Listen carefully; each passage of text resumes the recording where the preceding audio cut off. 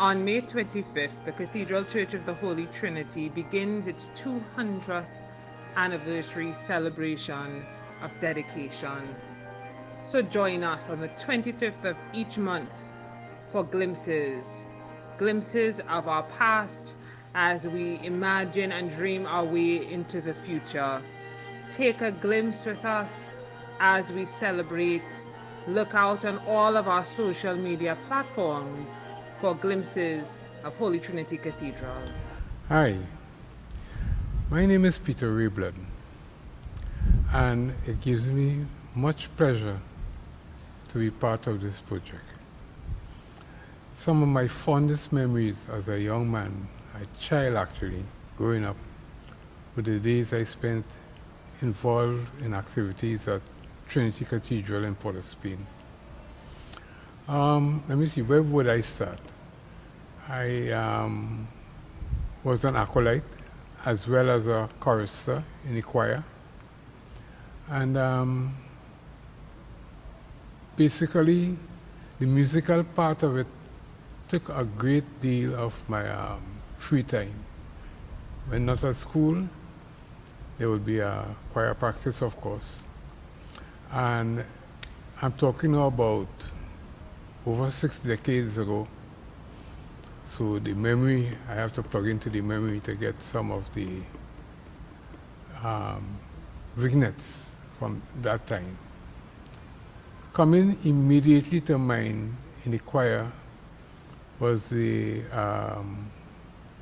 is the choir mistress, Miss Morris, Esla Morris, a most beautiful lady, a leader, and we were like her sons. She would be there leading us through all types of music, and sacred music, festive music, and the choir back then comprised of guys around the ages of, let's see, about 11, common entrance age, to 15, 16. The elder ones, we had a few elder ones as well. Another person that I remember from those days was the organist, Mr. J.E.V. Jenkins. And how can one forget that organ at Trinity Cathedral?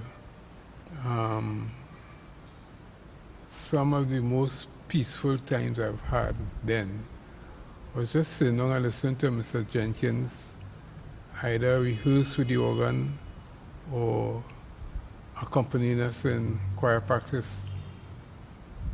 As I said, festival music. When I say festival, I'm referring to like things like Easter and Christmas.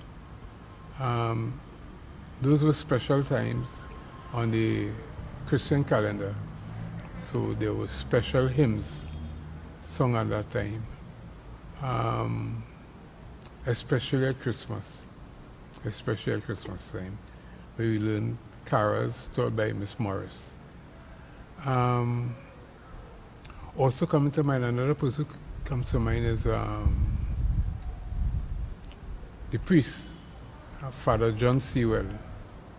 Yeah, he was a leader. We sure we stayed on the straight and narrow path with young men growing up. We had another choir master, Mr. Melville Robin, and like Miss Morris, he was also a mentor to many of us. In terms of older people who, when I say older, I mean like young people, but older than us in the choir. I remember people like Rupert Regis. Rupert Regis was what they call the sextant. He was one sextant. I think the other sextant, his name was Mr. George. Those were the two guys who would assist with Sunday morning mass and stuff like that. In terms of close friends from that era, I remember the Cobham brothers, and most significantly, and one of the young acolytes and choristers who stayed with the church so much so today he has his own parish in Florida, USA. He was also the priest at All Saints Church, and I refer to Winston Joseph, Father Winston Joseph. And as I said before, his brothers, Richard, and we young people, we had a good time with Trinity Cathedral.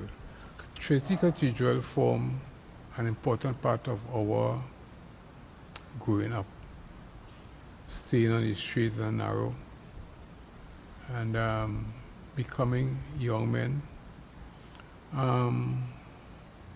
Part of the fun was, I always remember like the first time I had to put on the cassock, the gown that the choristers wore.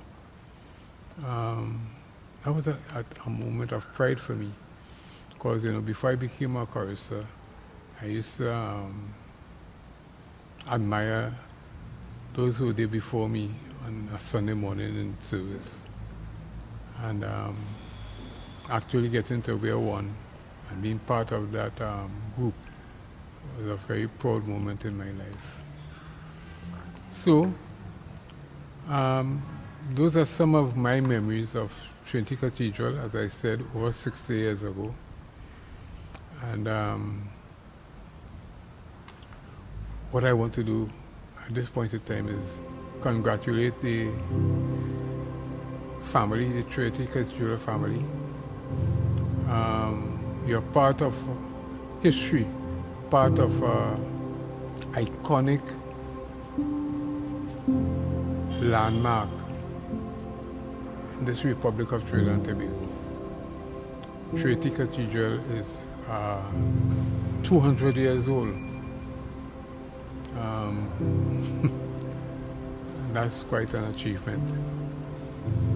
So I'd like to say congratulations to the diocese and the Trinity family on the milestone.